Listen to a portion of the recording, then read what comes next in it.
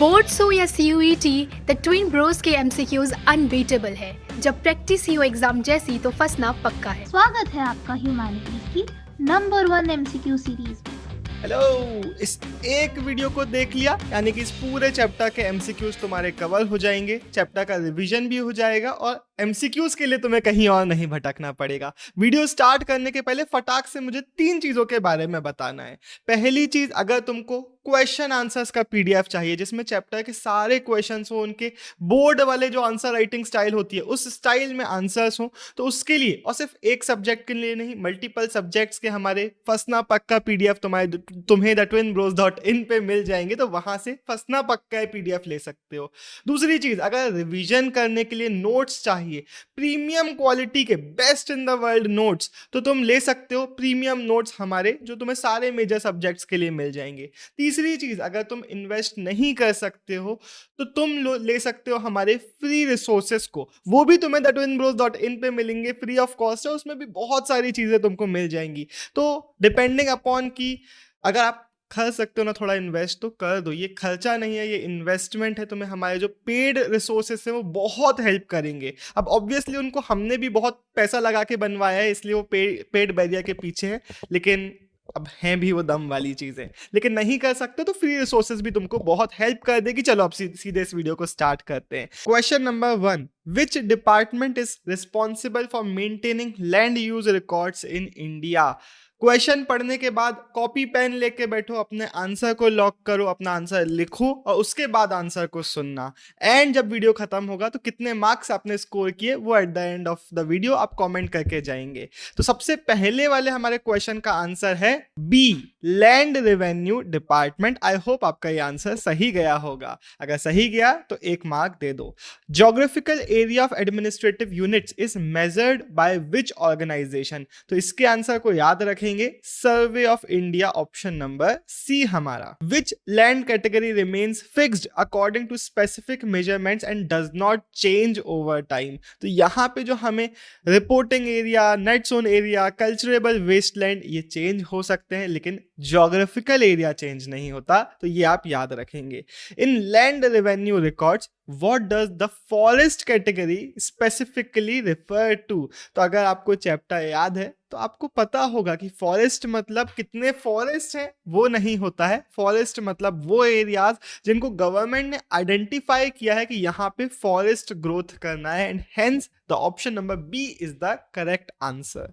Land that cannot be brought under cultivation with available technology such as barren hilly terrains और desserts is classified as, जिनको हम agriculture में नहीं ला सकते। तो करंट वैल्यू को तो ले आएंगे, कल्चरेबल वेस्ट लैंड को तो ले आएंगे, बैरन एंड वेस्टलैंड वो लैंड है जो नहीं आ सकता, and hence the answer C. Sixth, which of the following would lead to an increase in land put to non agricultural uses? तो हमने इंडिया में एक शिफ्ट देखा था ना कि हमारा पहला जो सबसे ज्यादा चीजें, सबसे ज्यादा इकोनॉमी में लोग इन्वॉल्व थे वो प्राइमरी एक्टिविटी में थे, लेकिन फिर वो धीरे धीरे अब सेकेंडरी और टर्शरी की तरफ बढ़ने लग गए थे। तो जैसे ही increase in secondary and tertiary activities होता है तो लैंड अब एग्रीकल्चर के लिए नहीं बल्कि इंडस्ट्रीज के लिए और बाकी यूजेस के लिए यूज किया जाता है, and hence B, increase in secondary and tertiary activities. Common property resources CPRs are primarily managed and owned by which entity in rural areas? इसका आंसर आप याद रखेंगे। आई होप आपने लिख लिया होगा। फटाक से मैं आंसर लीक कर रहा हूं, रिवील कर रहा हूं कि बी, विलेज पंचायत और द गवर्नमेंट जो होती है उनके पास CPRs का वो होता है। Which land category includes orchards and fruit trees but is excluded from the net zone area?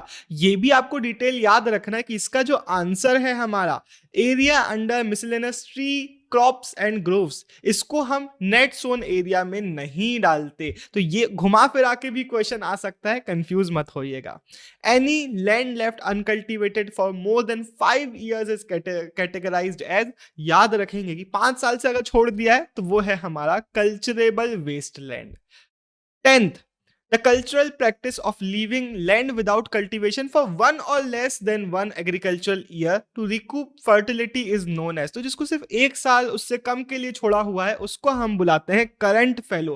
तो ये डेफिनेशंस भी आपको आंसर में लिखने को आ सकते हैं कि करंट फेलो एक्सप्लेन करो, तो यही जो क्वेश्चन है ये आपका डेफिनेशन बन जाएगा। ऊपर वाले में भी हमें डेफिनेशन देखने को मिल रही है। तो ऐसे अगर आप अच्छे से क्वेश्चंस को पढ़ भी रहे हैं, सुन रहे हैं, तो आपका पूरा रिवीजन भी साथ में होता चला जाएगा। 11th, what is the term for cultivable land left uncultivated for a period of more than 1 year but less than 5 years? तो जब less than 5 year रहेगा, more than 1 year रहेगा, तो याद रखना fellow other than current fellow।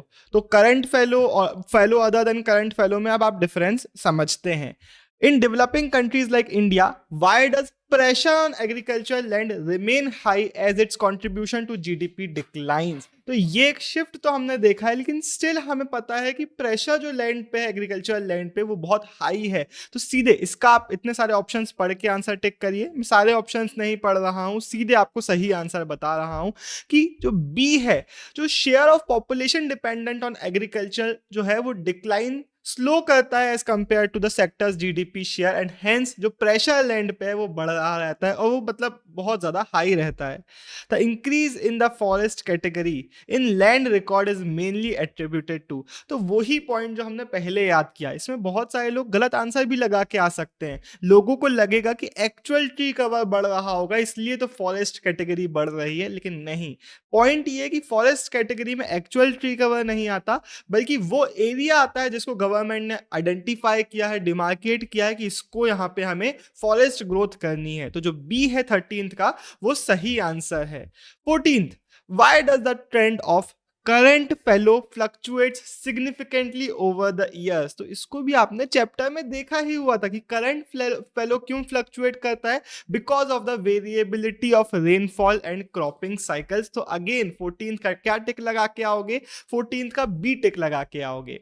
CPR, I hope आप CPR का भी फुल फॉर्म समझते हैं। अभी हमने ऊपर जाके क्वेश्चन देखा, are particularly relevant for the livelihood of which group in rural India? तो हमारे जो कॉमन प्रॉपर्टी रिसोर्सेस हैं, अब उनसे लार्ज लैंड होल्डर्स को क्या लेना देना, गवर्नमेंट ऑफिशियल्स, अर्बन एंटरप्रेन्योर्स को क्या लेना देना? उनकी जो रेलेवेंस है सबसे ज्यादा है लैंडलेस एंड मार्जिनल फार्मर्स की। तो इस तरीके से इवन दो अगर आपको आंसर नहीं भी पता था ना, तो आप एलिमिनेशन टेक्निक यूज करके फिगर आउट कर सकते थे। Which of the following is a key reason why land is more crucial for those dependent on agriculture compared to other sectors? इसका आंसर आएगा सबसे इजी है, नहीं भी सुना था तो आप तुक्का तो लगा ही सकते हो, क्योंकि एग्रीकल्चर की सबसे इंपॉर्टेंट रिसोर्स क्या होती है? Agriculture is purely land based activity, hence इनके लिए इंपॉर्टेंस लैंड की सबसे ज्यादा है। How is the total cultivable land? इसका आंसर ए सही है। Total cultivable land stock estimated, तो याद रखेंगे टोटल कल्टिवेबल लैंड कैसे एस्टिमेट किया जाता है, सारे आप उसको ऐड कर लोगे। तो B net area sown plus all fallow lands plus culturable wasteland, ये सारे रीजन जहां पे हमें कल्टिवेबल लैंड देखने को मिलता है उसको हम ऐड कर लेते हैं। इसका आंसर बी अगेन सही है। 18th, what type of technology is specifically needed for a land scarce but labor abundant region like India? तो land scarce है तो हमें जो कम लैंड है हमारा उसको अच्छे से यूज करना पड़ेगा, एंड सीधे आंसर लीक कर रहा हूं कि हमें चाहिए land saving technology that increases land use intensity. 19th, the formula for calculating cropping intensity is dash. तो याद रखेंगे, मैं यहाँ पे एक्सप्लेन भी कर दे रहा हूं आपको। इसका सही आंसर है GCA by NSA multiplied by 100। GCA का मतलब क्या होता है? Gross cropped area. मतलब क्या? आपका पूरा जो सोन एरिया है उसको आप काउंट करोगे एंड मल्टीपल बार काउंट करोगे अगर आप मल्टीपल प्रोडक्शन वहां पे कर रहे हो तो। एंड NSA मतलब net sown area, basically total हमारा एरिया जहां पे साल में एटलीस्ट एक बार प्रोडक्शन हो रहा है। तो GCA divided by NSA multiplied by 100 is the right formula for cropping intensity. ये आप याद रखेंगे, इसका अलग से क्वेश्चन भी आ सकता है। Which cropping season in northern India largely coincides with the south west monsoon? एक रटने वाला MCQ हमारा आ गया है तो रट्टा मार लो कि इसका सही आंसर है सी kharif. 21, which of these is a temperate and subtropical crop grown typically grown during the rabi season. याद रखना इसका सही आंसर है हमारा वीट। तो हेंस 21 का अगर आपने बी वीट टिक किया है तो it is the correct answer. The short duration summer cropping season that begins after the harvesting of rabi is called. तो 3 सीजन्स की हमने बात करी थी, रबी के बाद आता है हमारा जैद, तो B Zaid is the right answer. Why is there no distinction in cropping seasons in southern parts of India? तो इसका रीजन याद रखना, ये भी एक क्वेश्चन बन के आ सकता है। तो सदर्न में हमें ज्यादा डिस्टिंक्शन क्लियर देखने को नहीं मिलता है। क्यों? क्योंकि वहां पे हाई टेम्परेचर होता है and hence it allows the tropical crops to grow at any time अगर मॉइस्चर अवेलेबल है। तो again the B is correct answer. Irrigation meant to supplement rainfall and provide soil moisture to the maximum possible area। ये एक definition है जो आपको याद रखना है। अगर क्वेश्चन आपसे पूछ रहा है, आंसर लीक कर रहा हूं, प्रोटेक्टिव इरिगेशन को एक्सप्लेन करो, तो ये पॉइंट आप अपने आंसर में लिख के आ सकते हैं। Dryland farming in India is largely confined to regions receiving annual rainfall less than, रट्टा मार लो इस नंबर को कि ड्राईलैंड फार्मिंग इन इंडिया हम किसको वो करते हैं जहां पे 75 सेंटीमीटर से कम रेनफॉल होती है। Which type of farming is associated with regions where rainfall is in excess of soil moisture requirements potentially leading to floods? इसमें आप अगर नहीं भी बन रहा है ना तो एलिमिनेशन कर सकते हो। ड्राईलैंड तो इसका आंसर नहीं होगा भाई, क्लियरली यार। Mixed farming doesn't make sense, protective irrigation doesn't make sense. अभी इसके बारे में हमने ऊपर एक क्वेश्चन देखा, तो इसका सही आंसर क्या है? Wetland farming.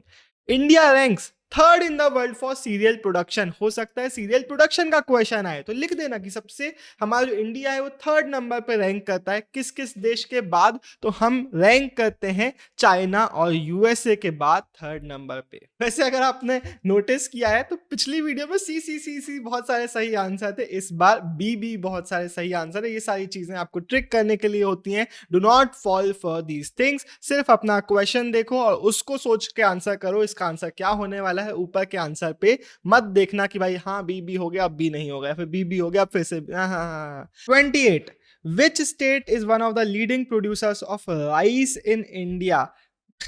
मेरी एक दोस्त है भाई, वो राइस और मच्छी देख के पागल हो जाती है। वो बंगाली है भाई, उससे बोल दो मछली का डिस्क्रिप्शन देना है भाई, वो 3 घंटे बोलेगी भाई। उसी से मैंने याद किया है, वेस्ट बंगाल इट इज भाई। राइस और मछली देख के वो पागल हो जाती है एंड हेंस राइस का लीडिंग प्रोड्यूसर है वेस्ट बंगाल। तुम भी ऐसे ही याद रख सकते हो, मजाक नहीं कर रहा हूँ, सच में भाई, सच में।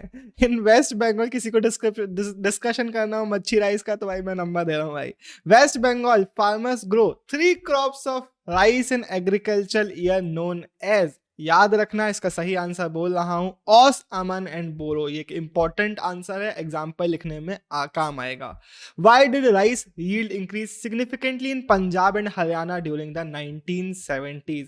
अब देखो आंसर दे रहा हूं कि हुआ क्या था ना, जब हमारा ग्रीन रिवॉल्यूशन आया तो उसने 1970s में पंजाब और हरियाणा को बहुत पॉजिटिवली इंपैक्ट डाला और काफी इधर का प्रोडक्शन बढ़ाया हमारे राइस का। लेकिन ये एक नेगेटिव पॉइंट भी है इसका कि इसका जो इंपैक्ट था वो यूनिफॉर्म नहीं था। कुछ जगहों पे तो बहुत अच्छा इंपैक्ट था लेकिन हर जगह पर ये अच्छा इंपैक्ट नहीं डाल पाया था। Wheat is primarily concentrated in which regions of India? तो कहां पे सबसे ज्यादा हमें देखने को मिलता है, आपको याद रखना है। आंसर दे रहा हूं कि D, north and central regions like Indo Gangetic plain इसका आंसर है।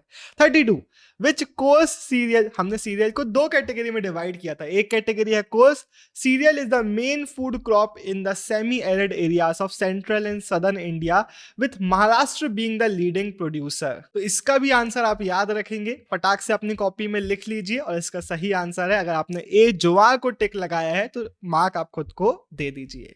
33 which crop is known for being hardy and resisting frequent dry spells in northwestern and western parts of India?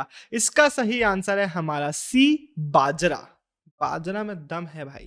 Which of the following statements about maize is correct? इसका हमारा सही answer है कि ये जो मेज है ना भाई, it is loved by India, कि इसको पूरे इंडिया में उगाया जाता है। It is grown all over India except Punjab and north east. Pulses are vital for vegetarian diets because they are rich in what?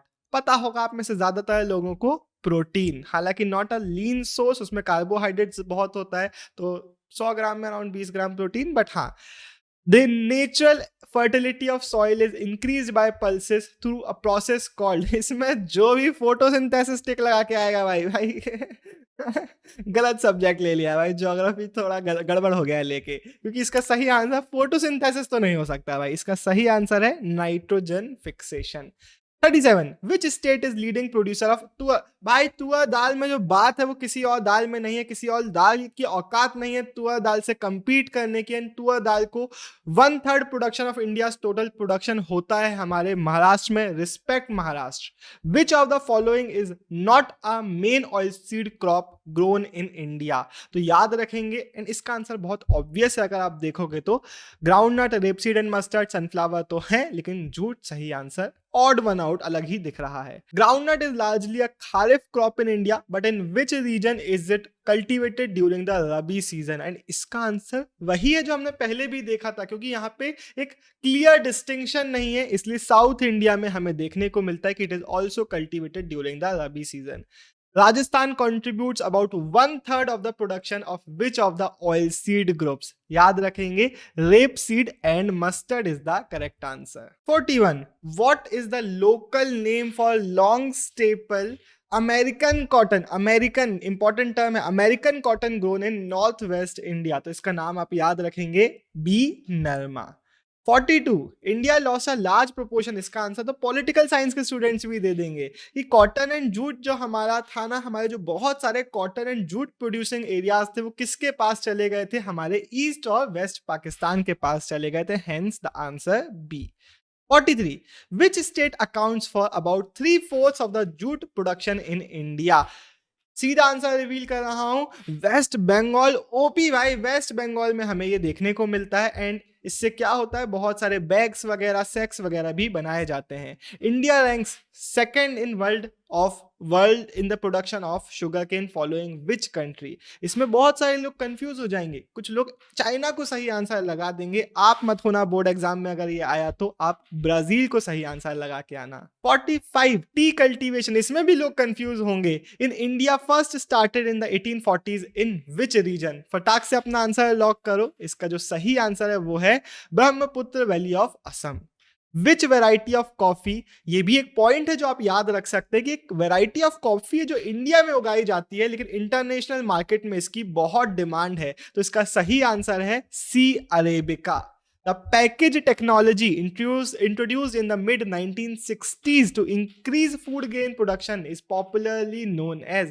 सही आंसर में आप टिक लगा के आएंगे, ग्रीन रेवोल्यूशन। 47 का B.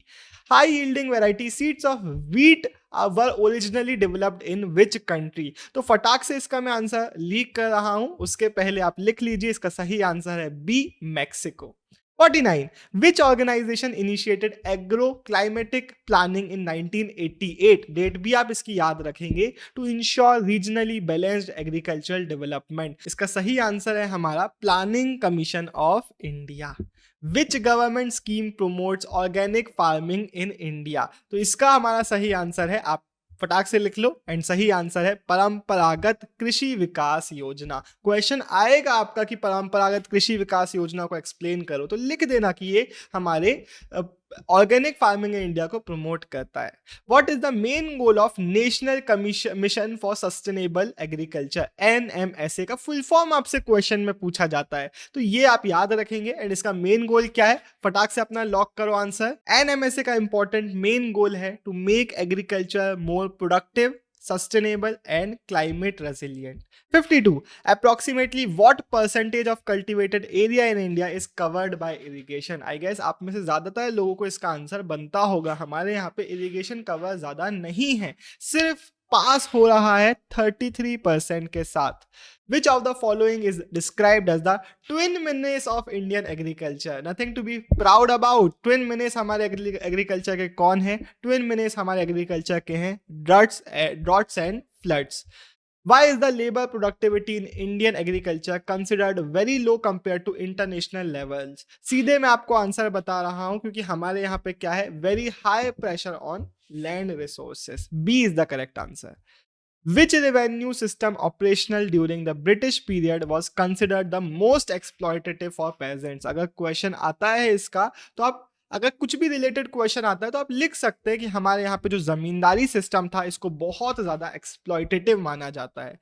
What is a major institutional constraint that makes small fragmented land holdings uneconomic in India? हुआ क्या था ना, हमने कोशिश करी थी इनको कनेक्ट करने की, लेकिन जो नेक्स्ट जनरेशन आई थी उन्होंने अगेन डिवीजन कर लिया था। तो B, process of division of land among owners of the next generation is the correct answer.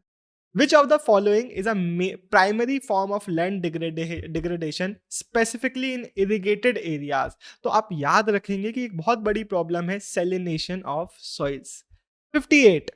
The depletion of soil fertility in irrigated areas is often caused by the displacement of which types of crops? तो इसका answer आप लिख लीजिए, इसका सही answer है leguminous crops के replacement के साथ, डिस्प्लेसमेंट के साथ ये प्रॉब्लम हमें देखने को मिल जाती है।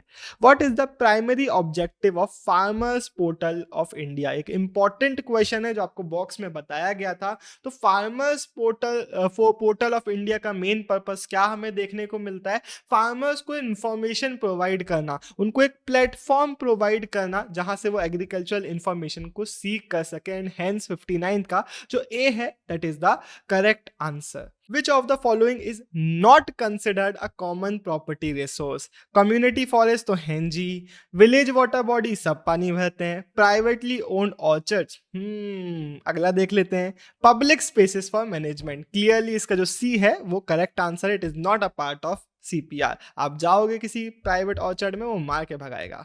असर्शन रीजन क्वेश्चन को आप देखते हैं। Assertion, the geographical area of cultivated units in India changes annually depending on the latest estimates of the land revenue records. इसका स्टार्टिंग में हमने क्वेश्चन देखा था ना, ये एक ऐसा आंसर था जिसमें हमने देखा था इट डज नॉट चेंज। तो असर्शन जैसे ही आपको फॉल्स दिखता है, आप D assertion is false, reason is true का एक दिमाग में रख सकते हैं, लेकिन एक बार रीजन पढ़ते जरूर है। ऐसा कभी कभी हो जाता है कि आपको लग रहा था कि असर्शन वाज फॉल्स, लेकिन वही सही था क्योंकि डी गलत था। तो देख लेते हैं एक बार इसको भी। The survey of India is the organization responsible for measuring the geographical area of administrative units and these measurements remain fixed over time. तो जो रीजन है वो सही है, and hence D assertion is false but reason is true is the correct answer.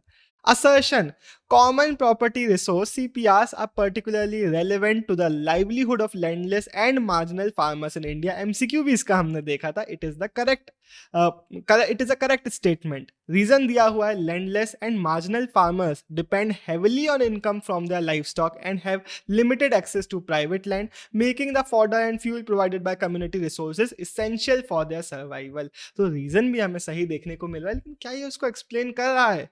फटाक से अपना answer lock करो।